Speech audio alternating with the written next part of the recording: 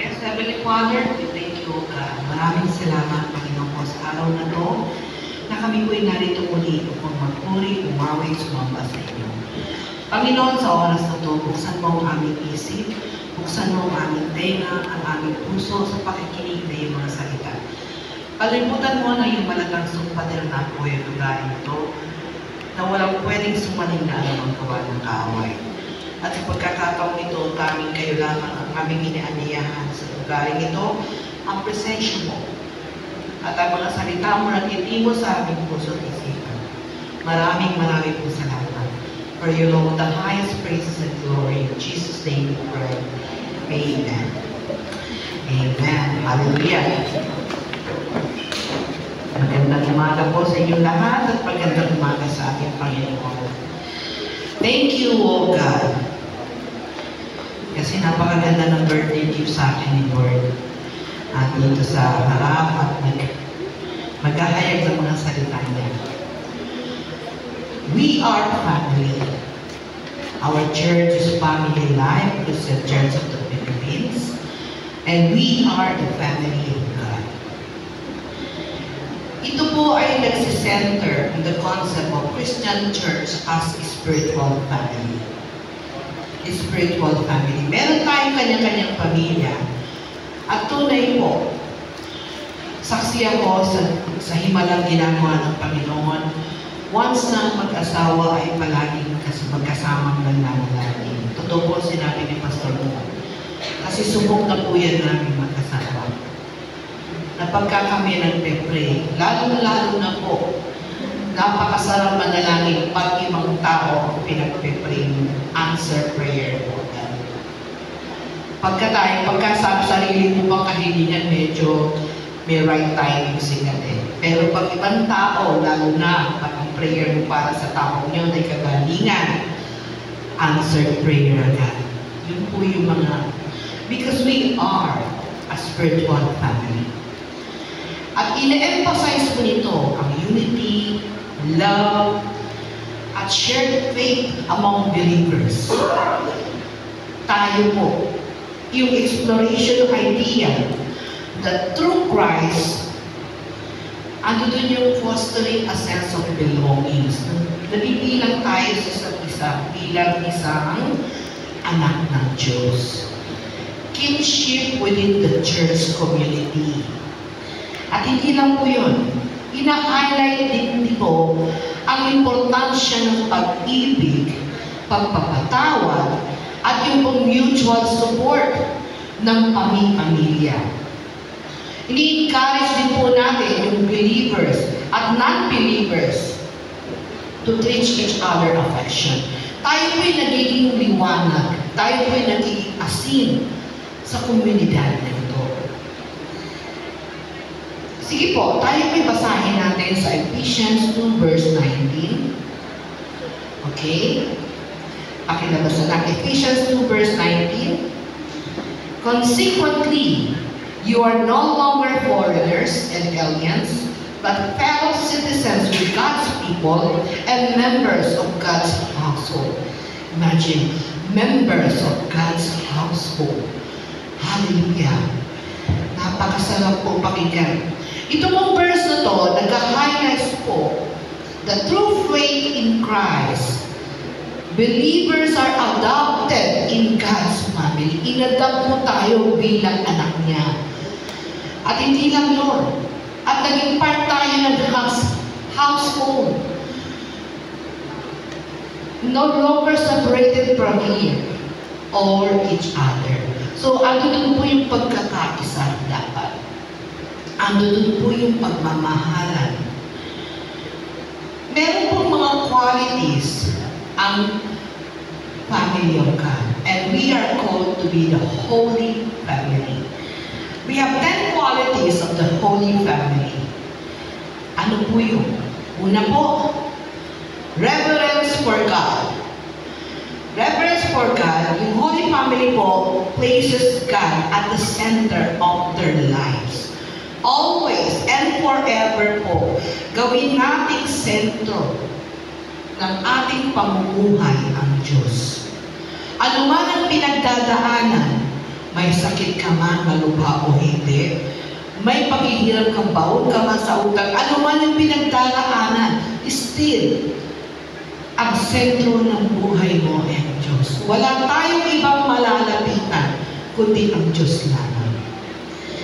The Lord Jesus is the one of whom the Father declared, "My beloved Son, in whom I will please." Yan ang sinabi ng Panginoon. My food is to do the will of Him who sent me. Sabi ng Diyos. Imagine, my food is to do the will who sent me. So, sino ba ang pagkain natin supposedly, spiritually? Jesus is the bread of life. Without Him, we can do nothing. He confirms yung same disposition niya. At hindi lang yan.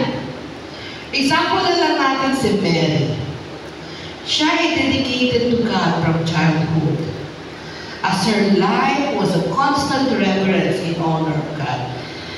Kaya naman, nalugod sa kanyang Diyos at pinili siya upang gawing ina ng kanyang bugtong na anak. Anong sagot niya? "I am the Lord's servant. Be it done to me according to your will." At makikita niya sa Luke 1 verse 38. Yun lang ang sinabi ni Mary. Si Joseph din, revert God's will in his life and mission. At dinescribe din dito kung paano naging obedient si Joseph sa divine directive. So una nagduda siya. Pero nung sinabi sa kanya ng anghel ang katotohanan that Mary will conceive by the Holy Spirit, sumunod din siya. Don't you know, guys, obedience is better than sacrifice. Kahit na magpatuwad-tuwad ka sa pagluhod, pero hindi ka naman nag-obey sa kalooban ng Diyos, I doubt it. Yung buong pamilya ni Joseph at ni Mary, sumunod, nag-demonstrate sila ng reverence as a family.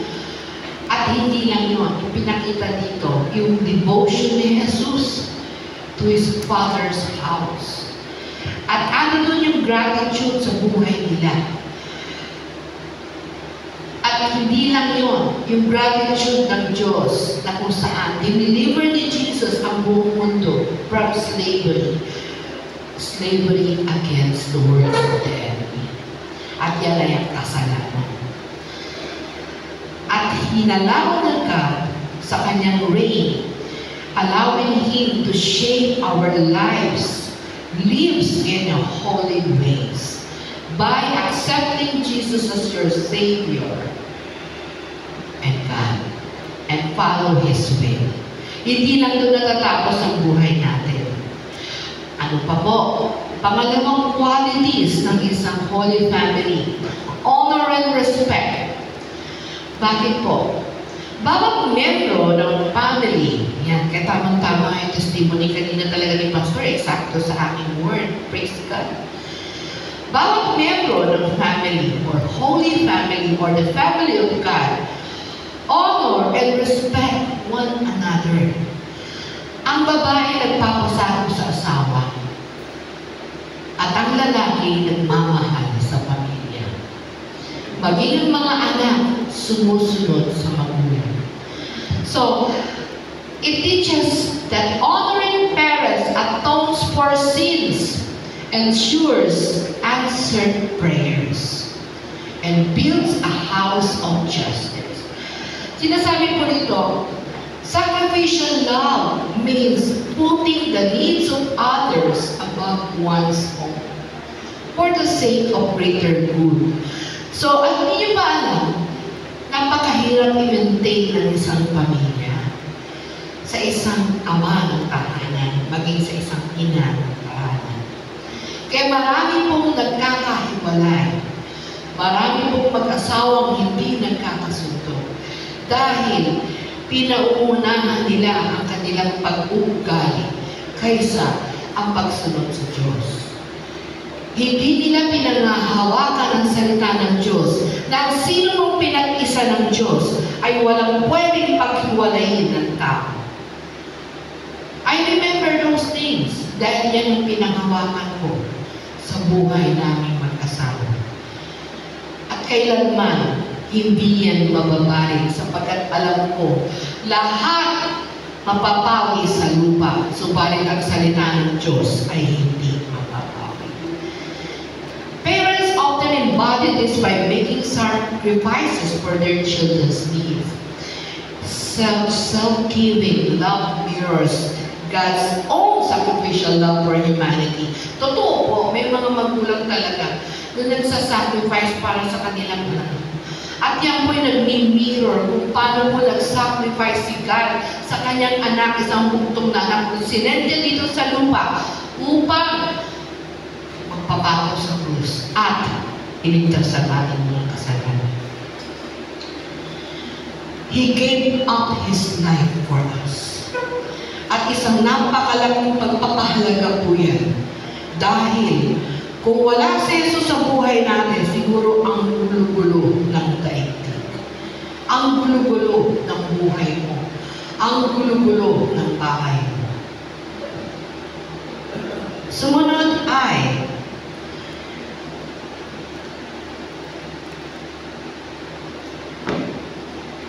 peace and gratitude. Forgiveness and compassion and forgiveness. Okay?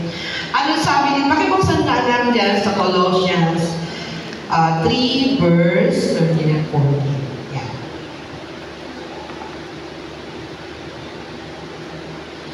Therefore, as God's chosen people, holy and clearly loved, clothe yourselves with compassion, kindness, humility, guidance, gentleness, and patience. Mga kapatid, ito po talaga isa sa napakahalagang ng Panginoon. Ang pagpapatawad, compassion and forgiveness. Ang compassion po, actually, yan po ay nasa K-12 na po ng level ng isang pagiging Kristiyano.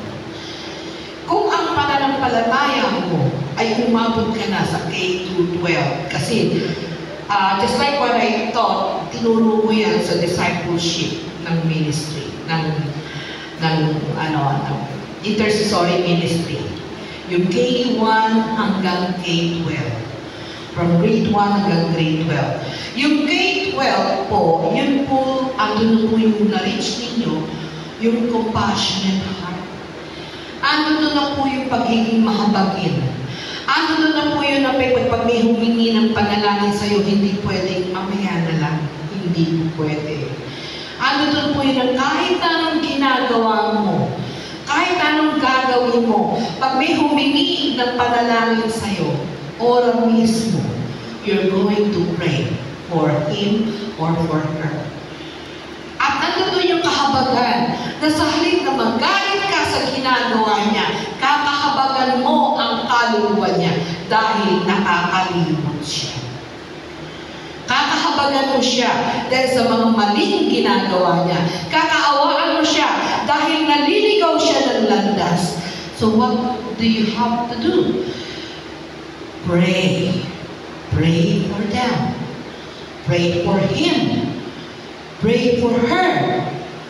Ang lahat, prayer works. Yung tinatawag na push, kung ang purpose mo sa pananalangin mo ay always push, P-U-S-H, push, pray until something happens. Kasi ang Panginoon, masarap ulitin, lalo na sa pananalangin mo para sa iba. Imposible hindi ka tingin. Tanda po natin yan. At yan po yung tinatawag na compassion and forgiveness.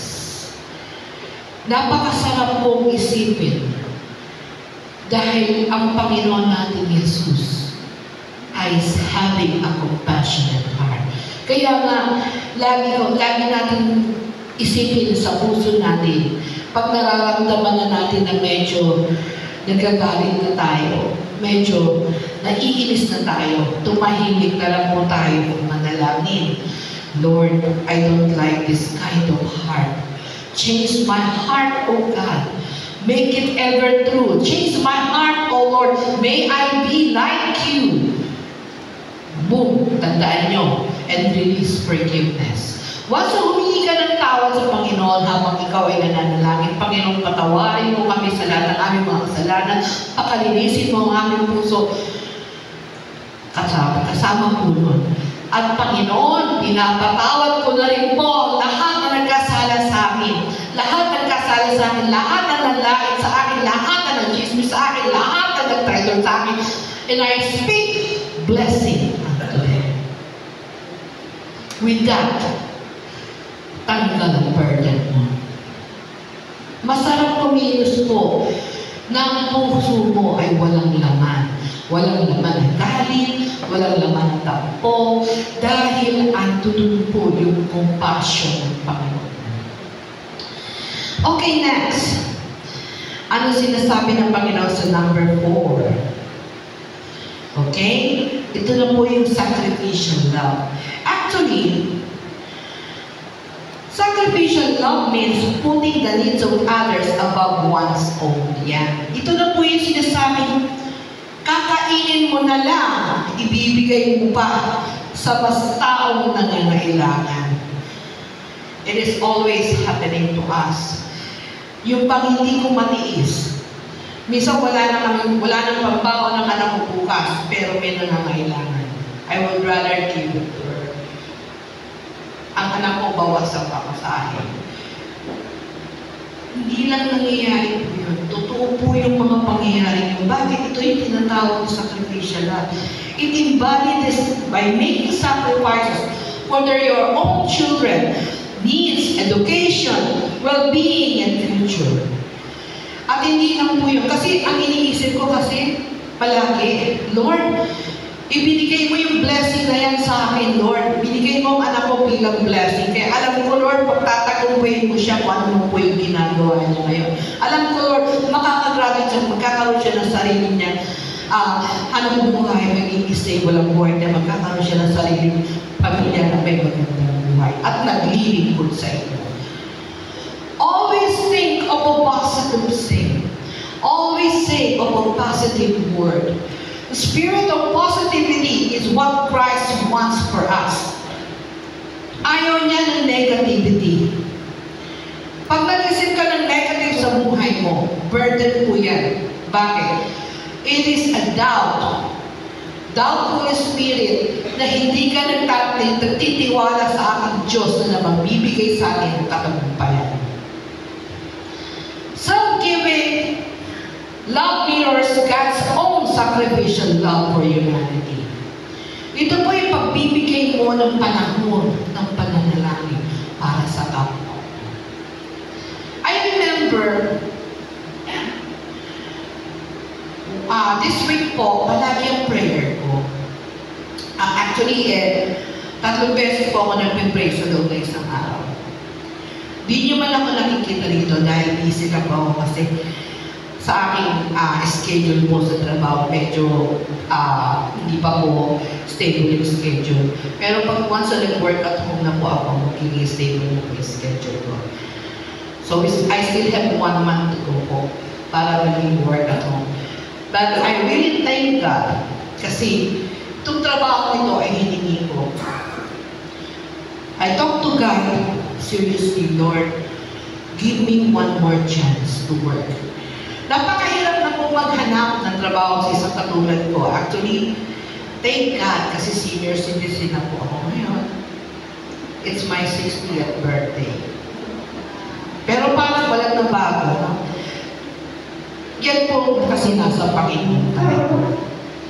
Kaya napakasarap sa piling, kahit na meron akong iniindang taramdaman pero hindi ko po pinapansin. Bakit? Alam ko kasi ang Diyos ko ay malakas. At sa Kanya lang ako humuhugot ng kalakasan. So, I always pray to God, Lord, for the last 3 years, sa birthday ko, hindi ako humihingi sa inyo ng para sa akin o para sa pamilya ko. For the last 3 years, laging hinihingi ko para sa ibang tao. Ngayon naman, this year's naman, Lord, ang hihingin ko sa iyo ay para sa akin at sa pamilya ko. Lord, dalangin ko ang buhay namin ay mabago. Ang pagbabagong yun, di ko alam, nasa Panginoon. Pero ang hinihiling ko sa Kanya, Lord, gusto naming magkaroon ng isang maayos na buhay. Hindi ko sinasabing magulo buhay namin, napakaganda po ng buhay namin at ang relasyon namin magpamilya. Subalit, ang gusto ko yung mga pangarap niya para sa amin, yung ipinangako niya. Sa Deuteronomy 10 verse 6, verse to 10 to 11. Okay. Basahin niyo po yun. Yun po yung pinakamahalagang pangako niya na pinangahawakan. Dadalhin kita sa lugar na pinangako mo sa iyong mga ninuno. Dadalhin kita sa isang siyudad na napakagandang building. At dadalhin kita sa isang tahanan na hindi mo pinagawa. Dadalhin kita sa isang lugar na may mga negosyo, may mga patalim na hindi mo itinanim. Imagine. Actually, it happened to us. It happened to us. Kasi yung unang sasakyan po namin, hindi namin pinili. At yan po yung pinagkaloob ng Diyos. At hindi lang po yan. Marami pa pong ginawang himala ang Panginoon sa buhay natin. Hindi lang ang pagpapagaling, kundi ang pag-angat ng buhay natin. Kaya naman, sacrificial lang. He gave up His life for us. Next is peace and gratitude. A holy family lets the peace of Christ rule in their heart and fosters spirit of gratitude. Sige, pakibuksan na anak sa Colossians 3 verse 15 to 17. I think ito na yung binuksan natin. Colossians 3 verse 15 to 17. Okay, ito po, dito magre-reflect. Okay, so, basahin po natin ang 15, and then, ang basahin yung 15, pwede na sabay-sabay, tatlo lang naman to. Sige po, basahin po natin na sabay-sabay. Colossians 3:15, okay, let's read. Let the peace of Christ rule in your heart, since as members of one body, we're able to call peace and be thankful. 16, let the word of Christ dwell in you, richly as you teach and admonish one another with all wisdom, and as you sing psalms, hymns, and spiritual songs with gratitude in your hearts to God. And 17, and whatever you do, whether in word or deed, do it all in the name of the Lord Jesus, giving thanks to God the Father through Him. Yan po nag-representa ng isang mabuting Kristiyano ay may tahimik at mapagpasalamat na buhay. It reflects God's presence and holiness. Ang pamilya daw, pag nag-grow stronger when they chose to resolve conflicts, meron itong pagkakaunawaan. At sa kabila ng paghihirap, sa kabila ng pagsubok na kanilang pinagdadaanan, patuloy na nagpapasalamat sa Panginoon. Lord, thank you for this trials dahil nakikita namin ang kapangyarihan mo sa buhay namin. Patuloy kami tumitindig. Rather than striving to prove na, Lord, bakit ka ganon? Mali po yun. Yung bitterness po sa puso natin, hindi po nagiging maganda ang resulta nito. Sa halip po, pag nakita natin na isang kapatid mo ay umula, nagkakaroon ng magandang buhay, dapat po nandun yung kaligayahan sa puso natin. At doon po yung gratitude. Wow, thank you Lord sa buhay ng kapatid ko. Napakabuti mo sa buhay niya. Alam ko Lord, kasunod na ako. At doon po yung agreement mo na Lord, talagang tunay na nagdakila ka. Bakit? Nakikita mo yung buhay niya. Buhay ng Panginoon sa buhay ng kapatiran, buhay ng kapatid mo, na patuloy na naglilingkod din sa Kanya.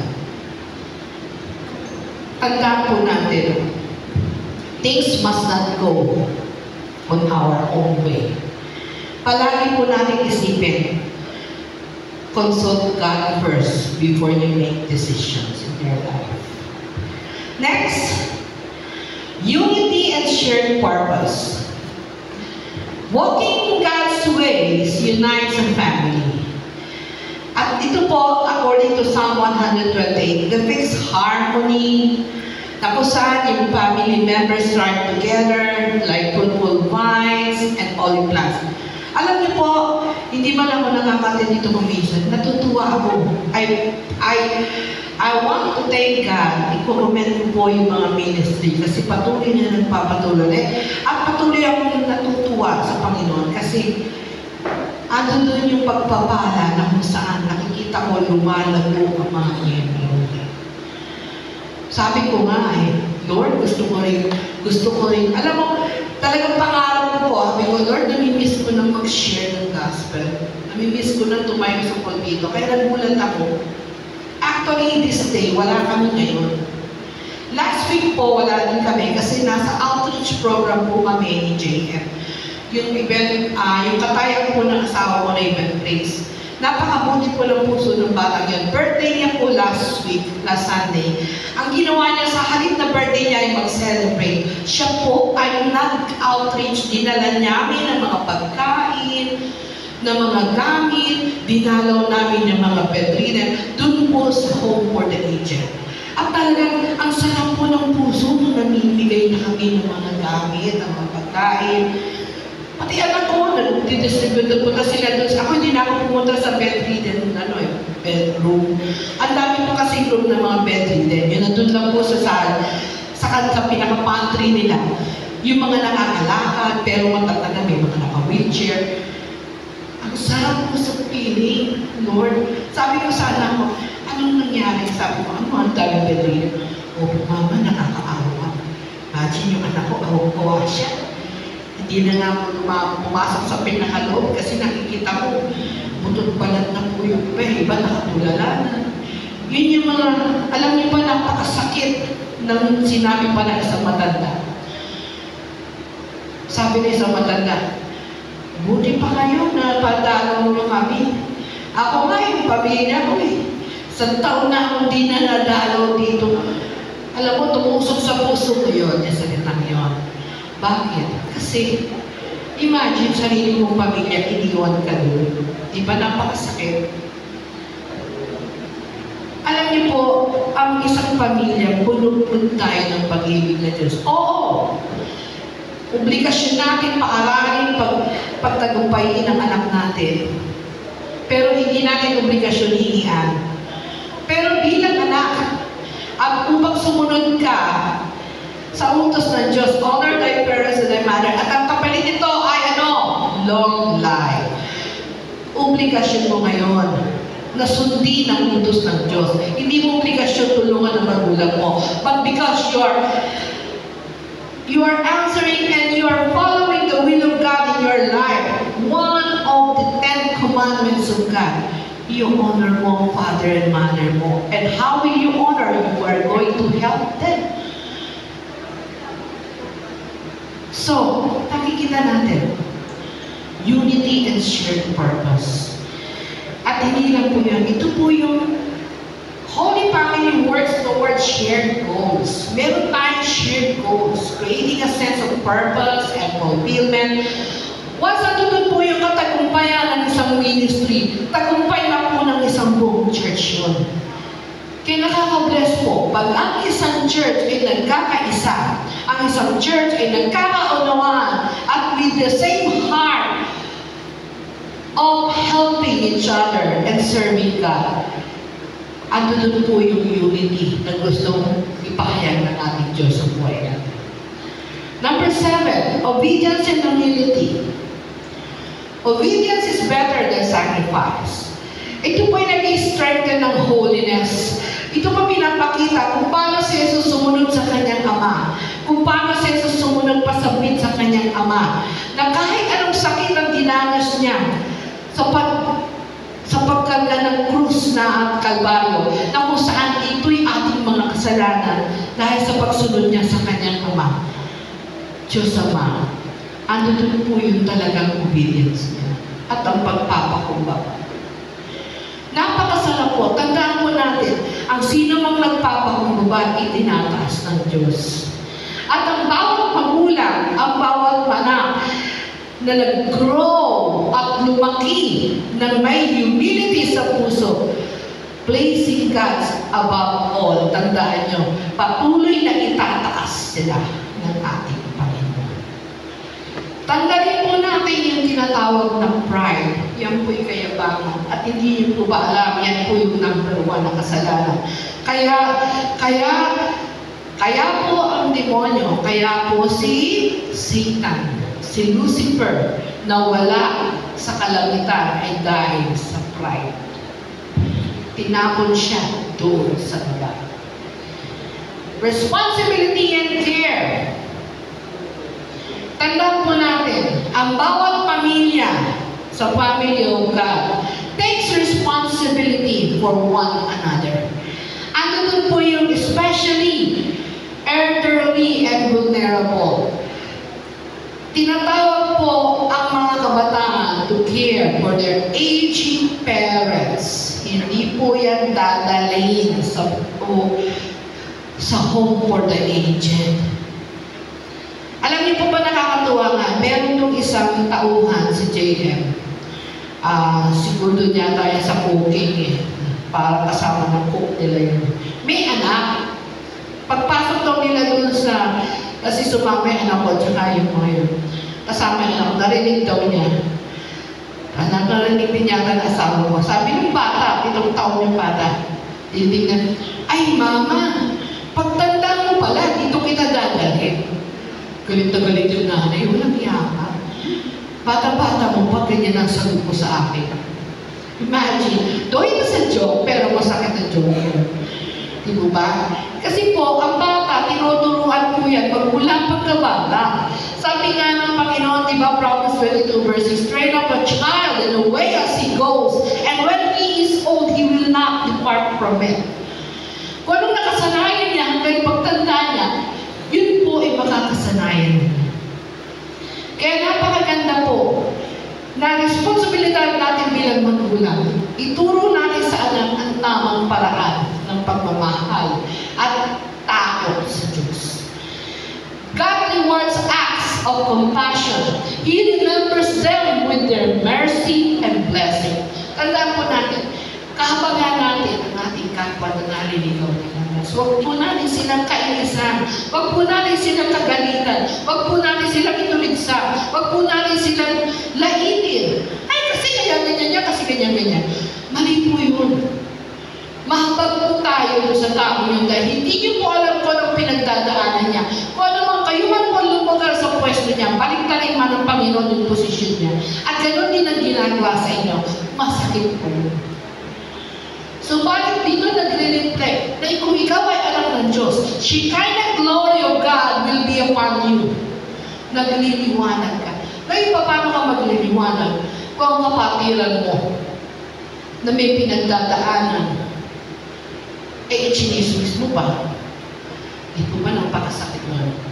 Kaya, responsibility and care bilang part ng Holy Family of God. Tandaan po natin, all of us have the responsibility at pagmamahal sa kapwa natin. Malapit na po tayo magtapos. Commitment to growth. A holy family of God nurtures members' intellectual, spiritual, and emotional growth. After spending time sa gawain, tayo ay bumabalik sa tahanan na mayroong wisdom and favor ni God. Just like what happened to Jesus, Jesus returns home to grow in wisdom and favor with God. At maging tayo. Growth happens when family encourage one another. Yung paglago po ay nangyayari yun pag ang bawat isa sa atin ay nagbibigay, nag-a-advise, nagpipray para sa ating kapwa. Ito po ay isang oportunidad para po mapag-aralan natin not only spiritually. Also spiritually, to embrace yung mga kaalaman na ito pala yung dapat kong gawin. Yung spiritual formation po na kung saan mabubuhay tayo with Christ-like abundance. Christ-like abundance na kung saan ikaw ang magiging example sa bawat isa. At lahat tayo dapat nagliliwanag. Ang liwanag na yun ay hindi nanggagaling sa iyo, nanggagaling yun sa Diyos na laging sumasa inyo. And the last, lahat mawawala, maging ang pag-asa, maging ang pananampalataya. Subalit ang pag-ibig, hindi yan kailanman mawawala. Kaya, pinago si Jesus sa krus ay dahil sa pag-ibig sa atin ng Diyos. For God so loved the world that He gave His only begotten Son, that whosoever believeth on Him will not perish, but have the everlasting life. Love as a foundation. Tandaan po, pag-ibig ang foundation po natin para makapaglingkod tayo ng tapat sa Panginoon. Hindi natin kailangan ng pagiging mayaman. Hindi natin kailangan ng pagiging maganda. Hindi natin kailangan ang pagiging active, pagaling makisama, pero pag nakatalikod, naka-ismid na ang mukha. Tandaan po natin, above all, love unites a holy family. Love is a bond of perfection. At ito po yung fulfillment of God's commandment. To love one another. Yung selfless, conditional, unconditional love enables family members from the family of God to reflect God's love.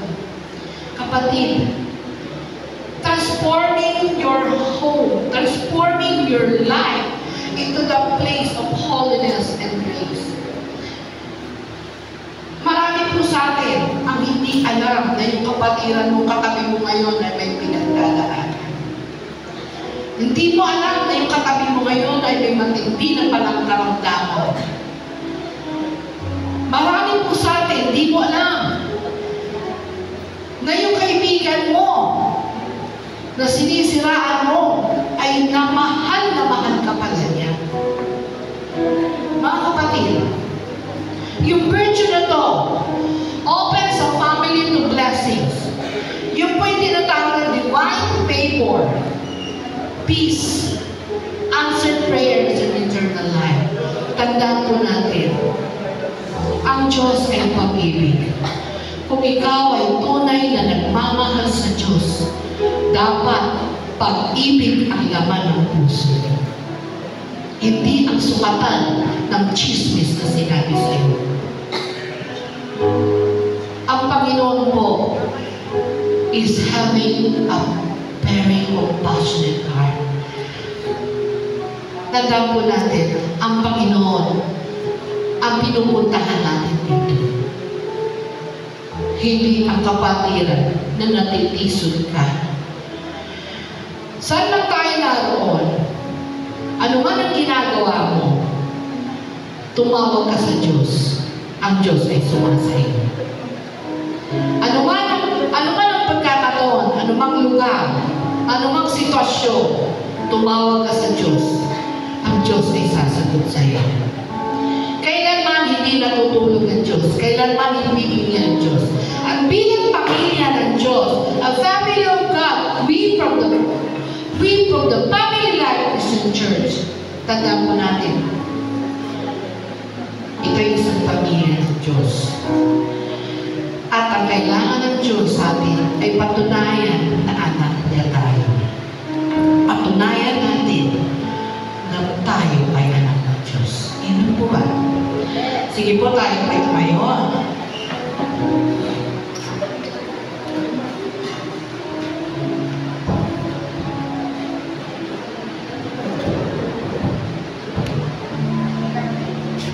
Sige po, yung kanang kamay natin, ilagay natin sa puso. Yan. nakakaalam po kayo ng kantang ito, Change My Heart, Oh God. Napakagandang puso. Napakagandang kanta po ito. Change my heart, oh God. Make it ever true.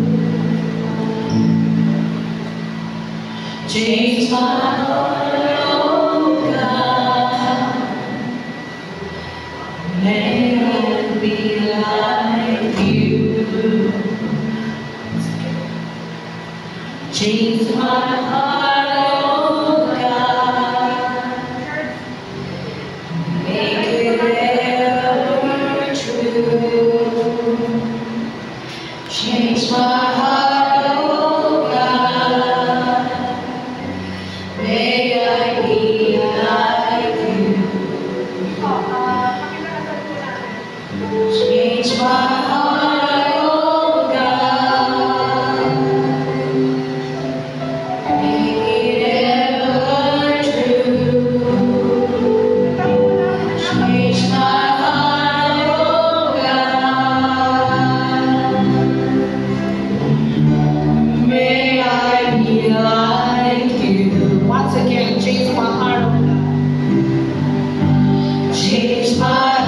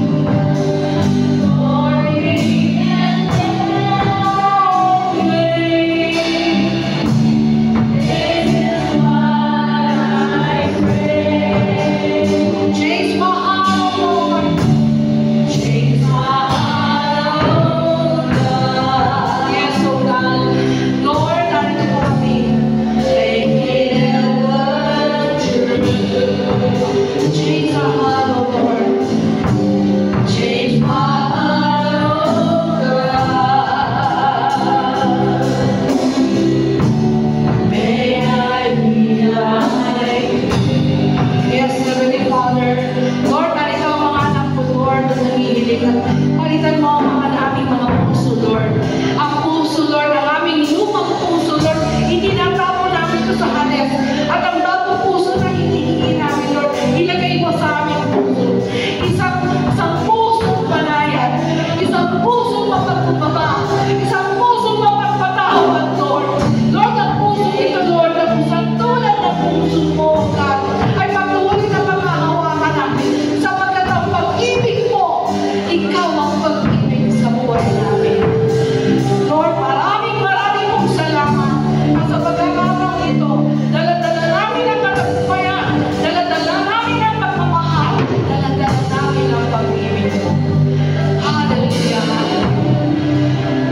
For you alone the highest praises and glory. In Jesus' name we pray. Everybody say, Amen.